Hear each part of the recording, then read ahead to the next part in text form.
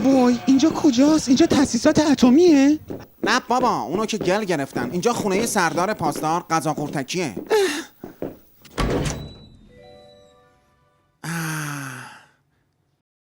پسر عجب دم و دستگاهی به هم زده این. این عبارو مقام عظما بهش حاجی داده بود. جنس منس بلند نکنی. باشه بابا، حالا چرا بهتون میزنی؟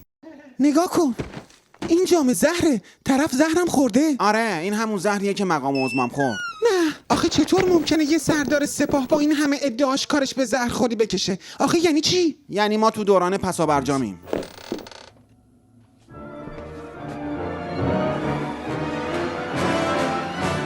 سلام. چتونه؟ وای آخه تو کجا بودی سردار؟ این چه سر و وضعیه؟ ریششو. مگه توی پاسدار ولایت مدار نبودی؟ پس چرا تو صحنه نیستی؟ ناکس ریششو ستاری زده.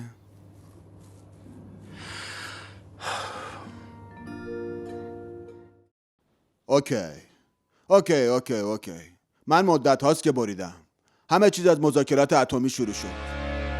وقتی فهمیدم مقام عظما تصمیم به نرمش قهرمانانه گرفته، ریشمو تراشیدم.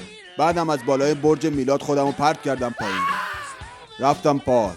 اونجا یه خورده با بچه‌ها بادبادک بازی کردم. دیدم آرمان‌های امام یه چیزی تو مایه همون بادبادک بود. بعد رفتم تو کتابخونه حوزه، رساله امامو یه بار دیگه خوندم. دیدم همش یه مش چرت و پرت و مزخرفاته. بعدم کار به زهرخوری کشید. رفتم جلوی مجسمه امام وایسادم.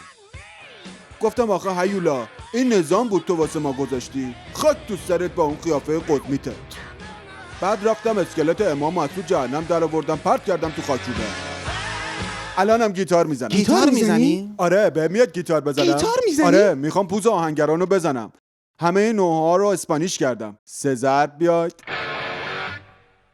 با نوای کاروان رخت بندیم از جهان، این قافله از من ماساچوست دارد. افتضاحه. پس ولایت چی میشه؟ تو اصلا میدونی نفت مشکی چنده؟ بصیرتت کجاست؟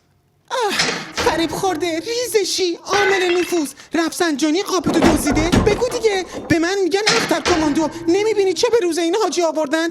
ببخشید. اشکالی نداره، حق با توه. ببین، میای بریم سوریه؟ I'm sorry. گفتم که کار من دیگه تمومه. ما همه آخر خطیم. به جای سوریه باید سر خر رو کج کنیم بریم واشنگتن.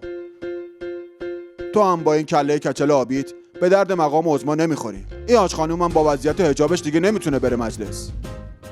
بیا با هم در بریم. نظرت چیه؟